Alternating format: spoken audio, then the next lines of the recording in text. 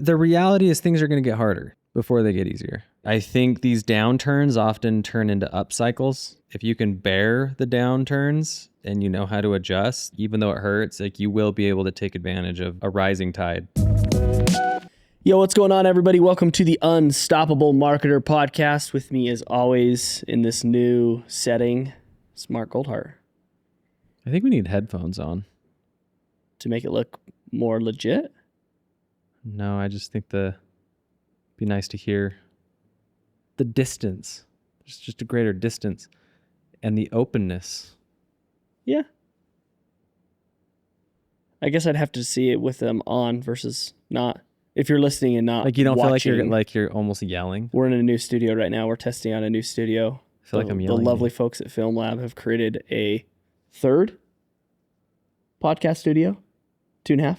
Yeah, 2.5. 2.5. So many options. If you're looking for podcasting, what does a half connect mean? with the Film Lab. Because like when you say 2.5 baths, that's like I have 2 bathrooms and one poop closet. Remember the original one we used to record in? The small one? Oh yeah. That's what I'm considering the half. It is a small one. Is it gone? So okay. So only 2. Okay, 2, but V2. 2 great upgraded ones. Film Lab, Pod Studio, Volume 2. Yeah. How are you? Tired. Okay. Tired metaphorically? All of it. All of it. I'm tired of all of it. September was a long month. Yeah. September was a heavy month. I hate Meta. September's been a really heavy month. From a business standpoint and from a political, cultural standpoint. Yes, all of it. Which probably is why September, from a business perspective, was also a rough month. Yeah, it kind of seemed like once Labor Day sales ended, things were just tough. Yeah. Well, yeah. Right. For a lot of reasons. I mean, yeah. You have the overall climate. Just so you guys know, like September was not a good month for a lot of people. It was hard. We have seen it recently turn around.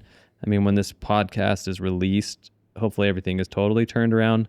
Well, in time for us to run into October where people start to... Yeah, it's going to get less efficient in October, sure. But like October leads into November, you know, yep. and things get better. But usually September doesn't go down like it did this year. Sure. And so if you experienced a rough September, normal. I don't know if it makes you feel better, but we're here to validate you. It should. It was hard for a few reasons. One, the political climate changed attention, mm-hmm. and it is demonstrable.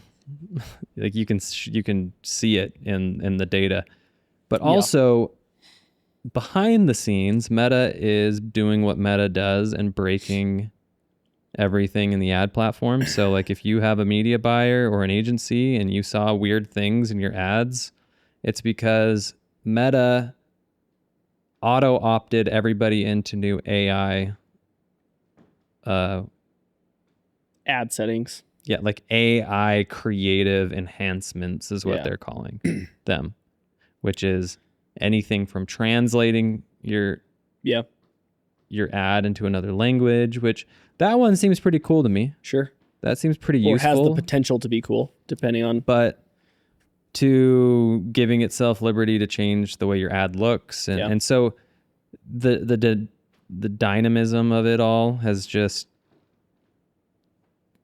Like, you can't tell me that did not affect performance, because I've been around long enough to know that every time Meta does this and they launch a new feature, even though technically that feature shouldn't affect the delivery, it always affects the delivery. Yeah.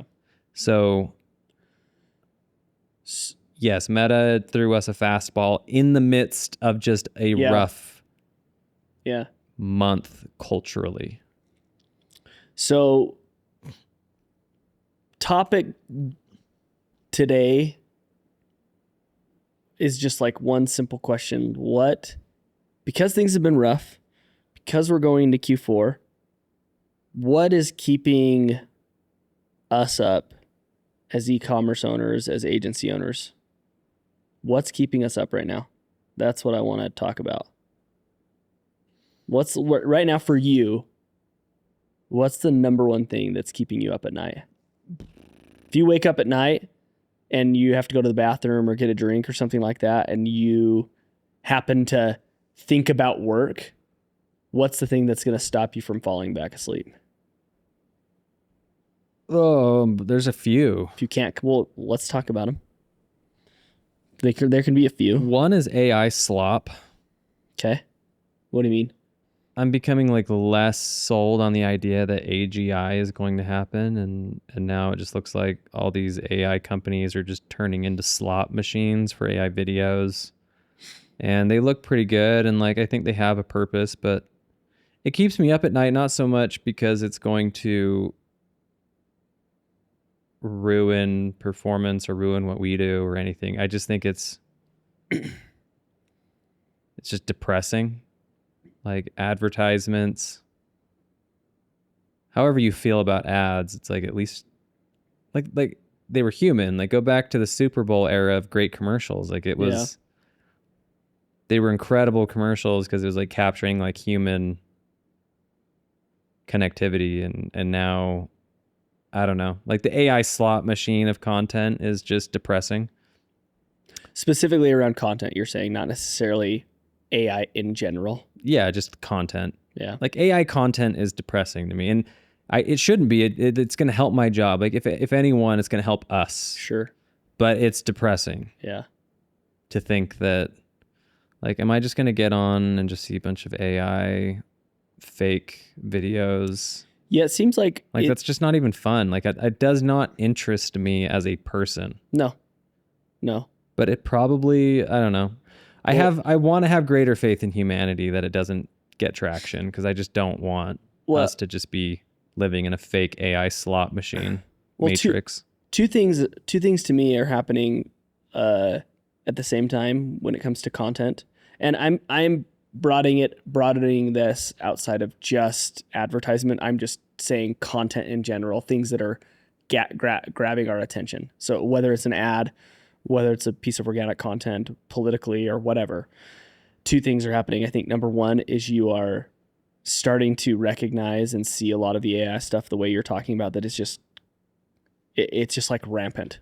It's sloppy, and it's you know. And it keeps me up at night because it's so consuming. Like everywhere you turn, it's like, oh, this new model came out with this new content. Look at how great it is, and then, you know, it's usually not half as great as portrayed. But. Well, the second thing that's keeping me up, like if I'm kind of piggybacking off of the thing that's keeping you up at night, is COVID introduced the idea that conspiracy theories are, you're not crazy to believe in conspiracy theories. The way, like in high school, I remember when I had friends who would say like we didn't land on the moon. I remember being like, you guys are psychopaths. Like, I cannot even believe you saying that in public. Like, I would have never admitted that.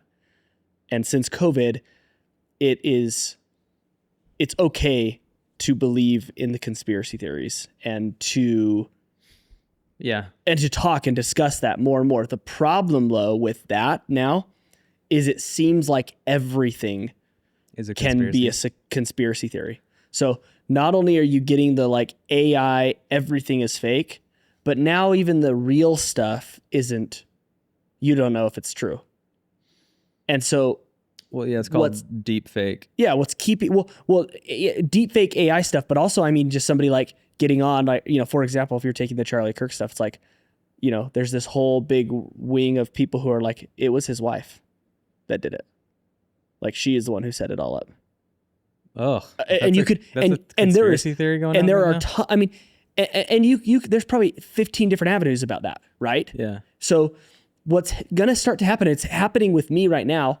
Is if you go look at my like TikTok and Instagram consumability, if you go look at my hours, I'm down like 300%.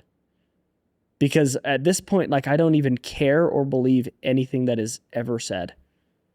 Well, and that because frightens me because I think attention is going to go off of these platforms. It will, and the only solution is some kind of blockchain cryptography network that can, everything getting posted is, or just live. Yeah, like content. live I don't know. Streamers. I mean, streamers are. Yeah. Does the Twitchy streaming thing become a much bigger way D2C companies start to interact? Like Cozy Earth is doing. I know we talked about these guys again. They're doing. Yeah, they did like the TV show, but they're doing round 3. It starts today. Like they just got done with. They're starting a new one today. But they just. I mean, how long ago was it? A month. It feels like that they did that Bedrock challenge. I'm surprised they're doing it that fast. Started again today. Doesn't that seem like a little quick? It does, but maybe not. Based off of what we're saying. I just wonder if like the hype, if you need more hype for it. Maybe. I don't know. But yeah, I don't know either, honestly. So, but that is, yeah. So that keeps I think me up. I agree with that. That can keep you up for 2 reasons. Is like you need attention on social platforms if you're a small business. Yeah. How do you market? So if the attention is not on the social platforms, how are you getting it? Where are you getting people's attention? Right? The beautiful thing, even though I have a love-hate relationship with social media, the beautiful thing about social media is it was a digital highway, right? Yep. Like that's where people were spending their time, and they're sitting in a car basically, and like you're the billboards. Like you were able to, and not just like place a billboard, it's like you were placing radio car ads exactly for the type of person you wanted. Yeah, well, it's like on that interconnected highway, digital highway, you were tapping into, I'm selling clothes to women, and then it's just like it just picks out every woman. Well, it gave the stay-at-home mom of 3 who had this really awesome baby pajama idea that solves a bunch of problems, the ability to start launch a business and at go viral, little to no cost. Yeah. You know, whereas, so it was a beautiful thing. But now, the way people engage on social is different. We've talked about that, so that's also what keeps me up at night. Is what, as an agency who helps brands, like our whole. The reason why we do what we do is we like to help the little guys win. Like we like the David versus Goliath. Like we're not down with big corporations. Yeah. Like they're fine. Like I'm not like, it's not like this big moral thing. It's just not exciting to us. It is 10 times more fun. For example, we helped a brand that was at like 500K and they're going to do around 10 million this year. Yeah. 500K 18 months ago. And they'll do 10 million this year. Like that's fun. That's fun because you get to know these people and you're like, these are really, really good people. You get to see people's lives get changed. Whereas like, on the bigger side of things, when you're working with somebody who's at $100 million, you don't always get to work with the people upstairs who know everything. Like you don't, it's just like, you don't get to know them the same way. So that's part of the reason why. And if you grow a company that big by 10, 20 million, like some lives are, I don't know, maybe they hire more people, but it's not like. Not saying that we don't work with brands like that and we don't like to work with brands like that. Well, but I'm talking like big. Yeah. Like 100 million plus. Like it's just AG1s of the world or whatever. Yeah. Like, so. So we have fun helping the little guys win, and AG1's a little guy actually, like compared to other supplement Nike or companies or whatever. So we like helping the little guys and do it. So that's what we're excited about, and that's what drives us. But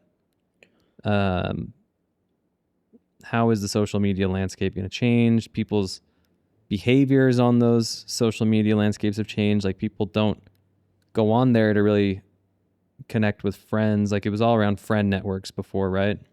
Yeah. And now it's more of commerce. Well, because it's algorithmically based. It's politically. People's behavior is more around their interests. Sure. Not around their friends. Yeah. Yeah, for sure. And that's a big change. So now that it's becoming even more interest based, and now with Reels and TikTok, that type of interest based is just different. It's just different. So it's becoming more of a, for lack of a better term, again, like it's like a slot machine already in a way. Yeah. But the AI slot machine too is just depressing. Just puts another element of it's just like a depressing element to it where yeah. like it makes me sad. Yeah, but the good news with that, can I say some good news with that? Is I do think there were a lot of people out there who were so worried that social media was going to essentially become like non-existent, irrelevant as AI creeps in. But I think what's starting to happen is people are like, I think where AI is going to win for people like us and brands and even creators is how it helps us maybe with the like smaller little processes of getting that content creation dialed. So for example, you're still creating a piece of content, but rather than you or your team having to go in and edit it, AI is editing it the way that it's taking out the spaces, it's taking out the it's taking out the stuff that you don't like.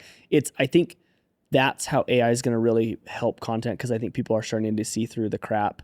Yeah, I hope. It might help with some. I think that there's a place for it with, website imagery, that like little things like that. But I don't think it's going to. Sure, it's a tool and it's great for what it can do. But so I think that's good news for a lot of people who were like, okay, we're out of jobs. And yeah, the flip side is it could make a premium for human connection, right? And it will, and it probably will. Yeah, so, how do you actually know you're engaging with a person?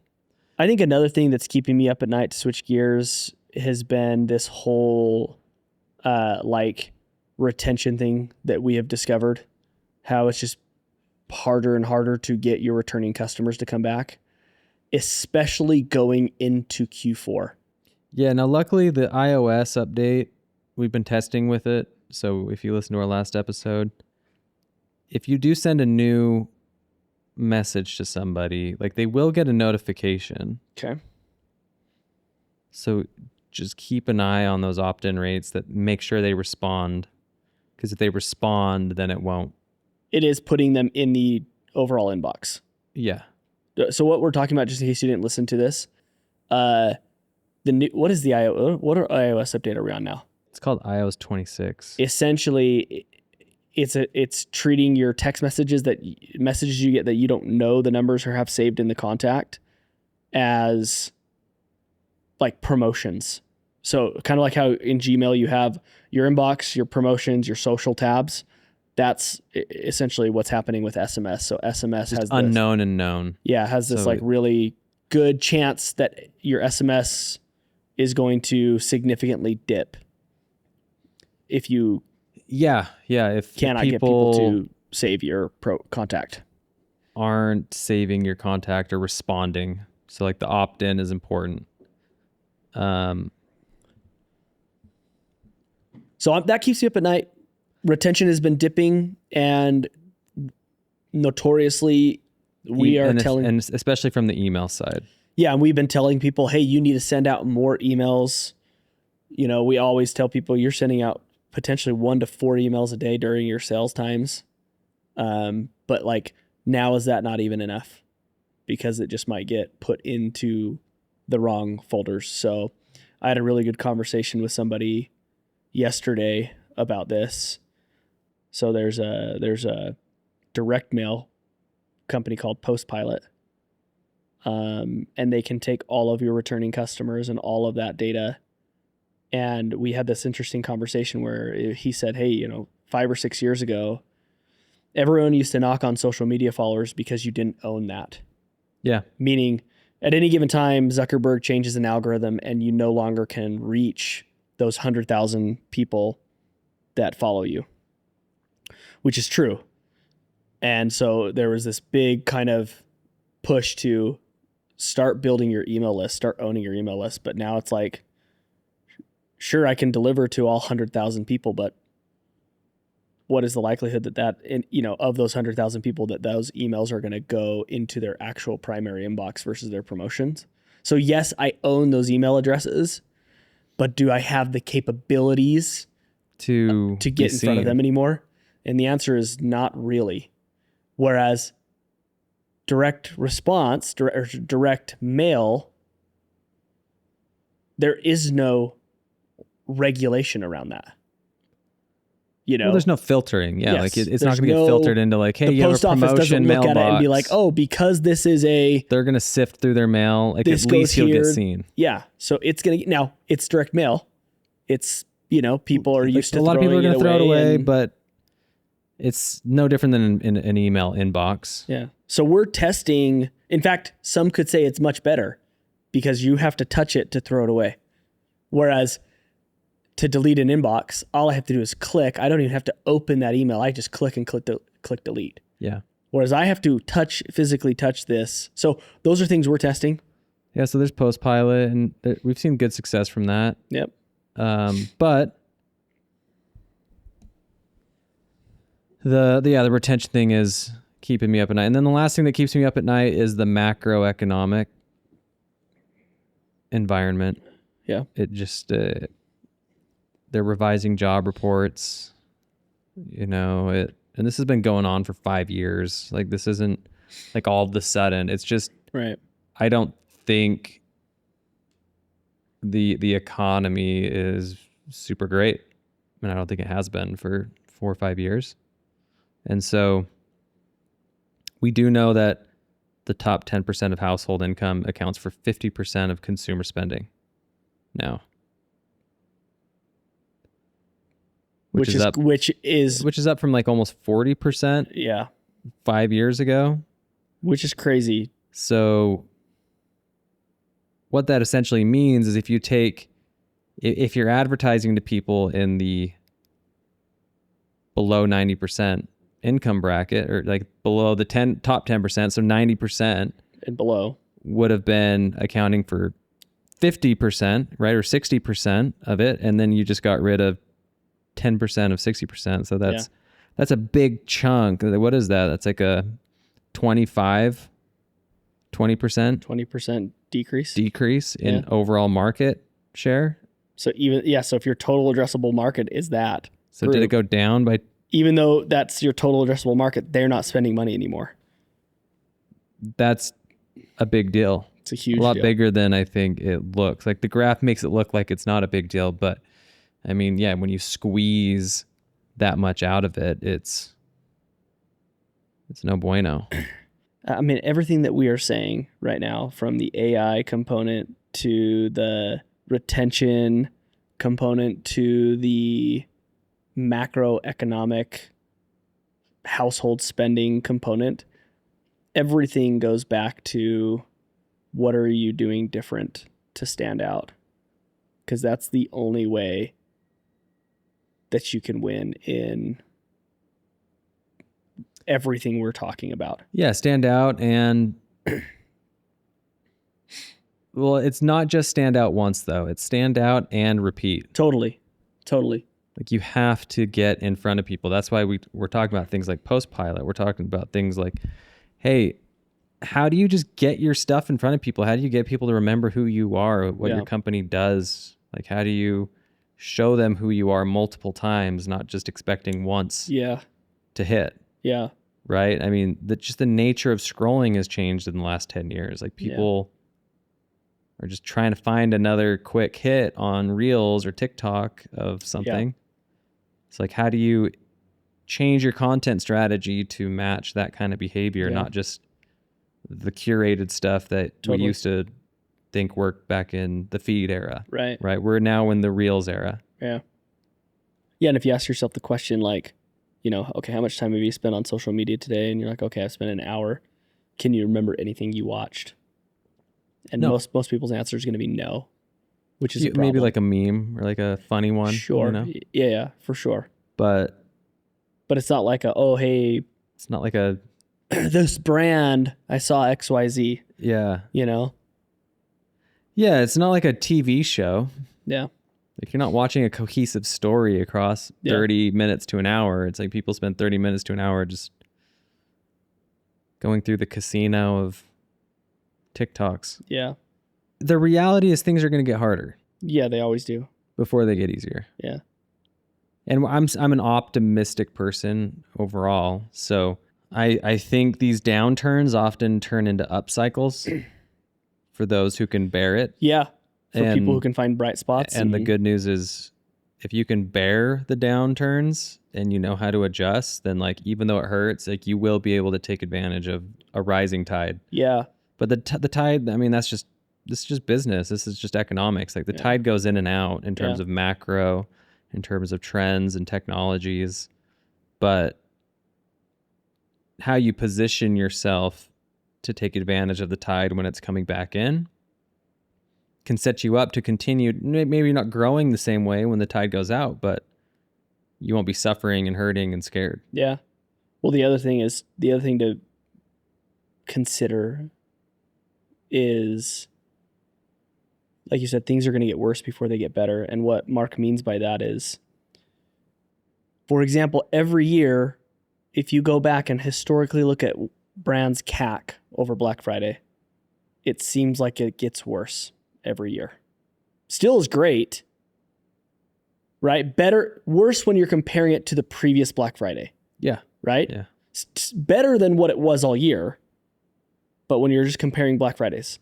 So a lot of people see performance get worse and they start to hold back. Let's spend less money. Let's be seen less is essentially what you're saying when you're spending less money, unless you're finding other creative ways to organically do it. And that can be a big problem for you, because what you do now not only can help you now, but also helps you 6 months from now. Yeah. You know? And so if you're feeling like this situation is bad and you start to lower your touch points, I'm not going to say lower spend, we're just going to call it touch points. It'll negatively affect you. You are going to be much worse 6 months from now than you thought you were today. Yeah. Your ROAS might look a little better. It's a self-fulfilling prophecy. Yeah, your ROAS might look better today, but your company, your profitability, your revenue, your employee headcount, everything is going to be down. So I think a lot of the reasons why we have discussions like this is because we want to give you guys information. We have access to several brands. And so there's beauty in talking to agency owners like us, because we're not on an island. We're seeing what's happening with everybody. So we're seeing what's happening with brands who are in this $500,000 range. We're seeing what's happening with a brand who just launched, and we're seeing what's happening with brands in this $50 million range, you know, and everybody is experiencing efficiency dips. Mm-hmm. But the brands that are winning are the ones pressing on and saying, okay, cool, let's create a new standard. My CAC used to be 30, now it's 39. Okay. Like, how do I adjust? How do we adjust financially for this? Yeah, don't. Versus the ones who aren't trying to pause. find a silver bullet. Yep. There are no silver bullets. So there's no get rich quick schemes. It's going to be harder than you think. Yeah. You're going to need a little luck sometimes, but there's a lot of room to grow. Like we are seeing it even this year. If you've had a difficult year this year, there are brands that we have seen go from literally seen brands go from $250,000 a month to $2.75 million a month. Totally. This year. Yeah. Right. We know brands that are having their best month ever last month. For sure. Even though their efficiency wasn't. Right. Right. But they are still crushing. And so, yes, there's still money. There's still business. It's just, how do you adjust with the content? How do you identify your customers? How do you connect with them? If you go back to the basics. And how do you do it different from everyone else? Consistently different. I like that you threw that in there. Well, sweet. I like that. All right, everybody. Well, good luck with we gave you what to do with Black Friday. You're coming in on it. Yeah, if you haven't watched the last episode, go watch it, because we break that down. Yeah. These are the things keeping us up, but there's bright spots and ways to get out of it. There's always something. I mean, the ad apocalypse with iOS 14. There's always something happening. Right. Yeah. So this shouldn't be new to anybody. Yeah. Unless you just started. Then maybe this feels new, but that was our very first Meta has episode. problems, was us talking about like that, wasn't once it? or twice a year there's some stupid Meta issue. Like it's just life. Yeah. Become an operator, get to know your business better, understand your numbers. Love you guys. Also, if you like this space, let us know. If you're watching, very curious. Very nice. Very prestigious. If we need to have cigars in our hands. It's very dapper. All right. We'll see you guys next week. Thank you so much for listening to the Unstoppable Marketer podcast. Please go rate and subscribe the podcast, whether it's good or bad. We want to hear from you because we always want to make this podcast better. If you want to get in touch with me or give me any direct feedback, please go follow me and get in touch with me. I am at the Trevor Crump on both Instagram and TikTok. Thank you, and we will see you next week.